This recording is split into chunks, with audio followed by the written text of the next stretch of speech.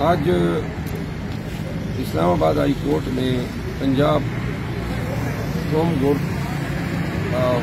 Department کے اس حکم نامے کو ہم نے چیلنج کیا جس کے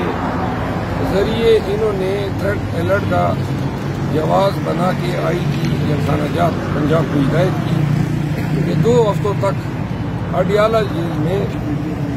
ٹارگیٹڈ اسالٹ کے خدشے کے پیش نظر ہر قسم کی ملاقاتوں پہ پابندی لگائی جائے۔ آئی جی جلخانہ جات کو جو حکم جاری کیا گیا اس حکم میں کسی قانونی پروویژن کو کوٹ نہیں کیا گیا کہ اس قانون کے اختیار کے تحت ان ملاقاتوں پہ پابندی لگائی جائے، یعنی کہ کوئی اختیار ملاقاتوں پہ پابندی کا قانون ہوم ڈپارٹمنٹ پنجاب کے پاس نہیں ہے۔ اس حکم نامے کو آج میں نے چیلنج کیا ہے اور وہ کیس سماعت کے لیے آج مقرر ہوا ہے۔ امید ہے 12-1 بجے تک یہ کیس جو ہے سنگل بینچ کے سامنے آئے گا اور اس میں نے انٹرم انجنکشن کی درخواست بھی دائر کی ہے جس میں ملاقاتوں پہ پابندی کے حکم کو معطل کرنے کی استدعا کی ہے۔ لہذا 12 سے 1 بجے کے بیچ یہ کیس جو ہے وہ ٹیک اپ ہوگا۔ جس بات میں جج صاحب کو انٹرسٹ ہوتا ہے وہ آپ کو تھوڑی دیر میں ہوگا۔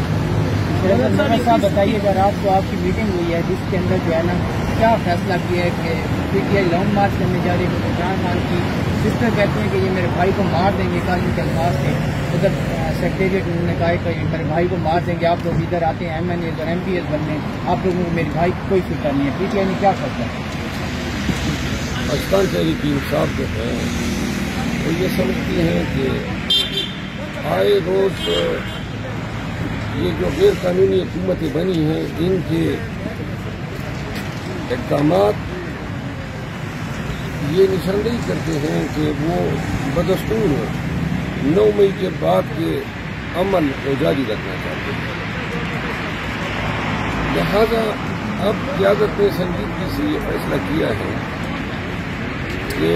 ہمیں خان کی رہائی کے لیے اور اپنے مینڈیٹ کی ریکوری کے لیے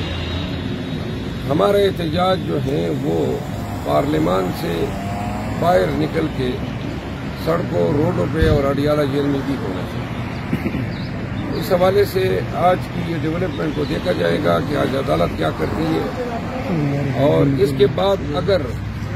خان صاحب کی ملاقاتوں پہ پابندی ختم نہیں ہوتی ہے تو پاکستان تحریک انصاف کے تمام جو الیکٹڈ پارلیمنٹیرینز ہیں یہ سب مل کے جو بھی احتجاج کا طریقہ کار ہوگا اس کے مطابق عمل درآمد کریں گے۔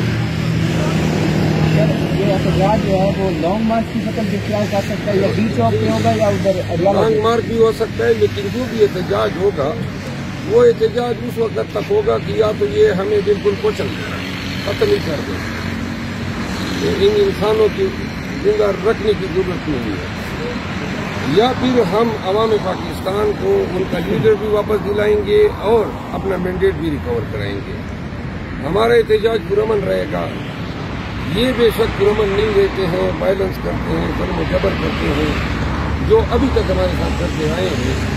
ہم برداشت بھی کریں گے اور اس کے باوجود بھی اپنے احتجاج جاری رکھیں گے۔ ٹی کے کارکنان جو ہے ان کا کہنا ہے کہ ہم لوگوں نے جو ووٹ دیا ہے آپ لوگوں کو مینڈیٹ دیا وہ خان سے باہر نکالنے کا دیا تھا، لیکن آپ لوگوں کی جو پیش رفت ہے وہ بہت دور جا رہی ہے، کیا کہیں گے؟ یہ پاکستان تحریک انصاف کے ورکرز خان سے لگاؤ اور محبت رکھتے ہیں اور اس لگاؤ میں وہ قیادت کے لیے کبھی کبھار غصے کا اظہار کرتے تھے، ان کا حق بنتا ہے کیونکہ ان ورکر ووٹرز کے ذریعے پاکستان تحریک انصاف کو ملک بھر میں 2.5 سے زیادہ اکثریت ہے۔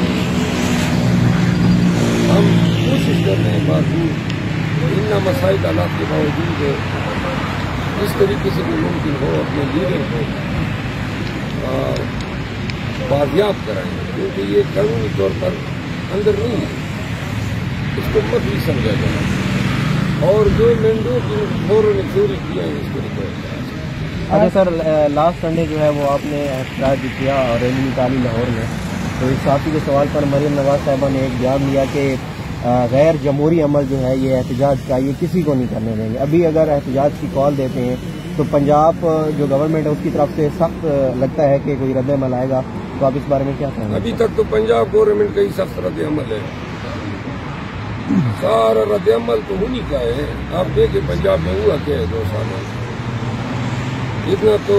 سمر جوشن اور ابن زیاد نے کربلا میں جو حشر کیا تھا اسی کو انہوں نے